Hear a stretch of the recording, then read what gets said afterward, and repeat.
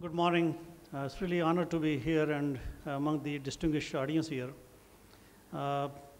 Just to give you my background, why I'm here and what I have to do with manufacturing and defense. I left India 42 years ago and neighbor of Dr. Devan Verma there. Live in Silicon Valley, of course.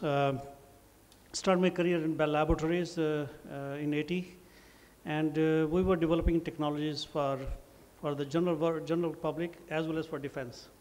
So the requirements for defense were well understood during my early days of career. From Bell Labs, I moved on to Philips Semiconductor. I was the chief operating officer there for 13 years in Holland, and I had operation all over the world, virtually every Asian country and European country you can think of. So manufacturing was my primary responsibilities. I had 25,000 people reporting to me with 25 factories all over the world. So manufacturing is something is in my DNA. So, but we also supplied for defense in US. So there are a lot of sophistications and requirements, especially for defense, and we well understood that. From there onwards, I moved on to the CEO of Global Foundries. Global Foundries is the second largest foundry in the world. And two of my esteemed colleagues are here who are setting up foundries in India. Good luck to them. Dr. Devan Verma is setting up HSMC, and Mr. Lou Hutter is sitting here for Cricket Semiconductor in MP. So again, a lot of background on manufacturing, association with defense. But moving on to there, after retirement from Global Foundries, I joined a company as the chairman of the board, a small listed company based in Canada.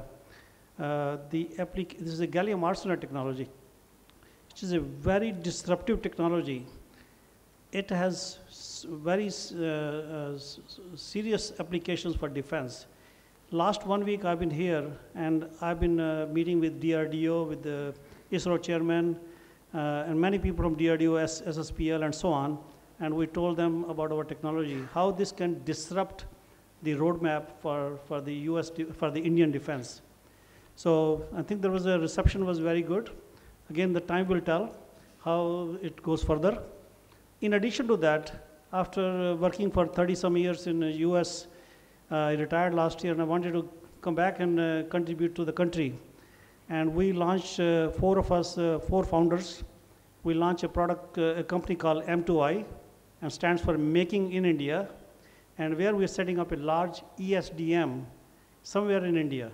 And this will be done with a big Taiwanese partner, $30 billion type company partner. So basically bringing global partnership to India and set up a electronic manufacturing with a turnover of roughly $10 billion in next 10 years, maybe more. On top of that, there is one more thing I want to just highlight. I have been on Obama's committee for the last 4 years.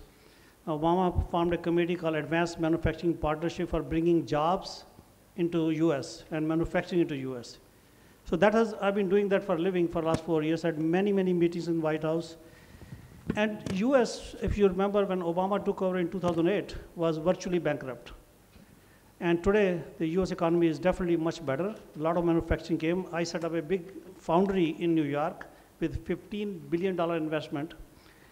And the approach for bringing jobs back in US and manufacturing in US, and if I look at the parallelism here, Make in India, I see that I can definitely bring a lot to this country.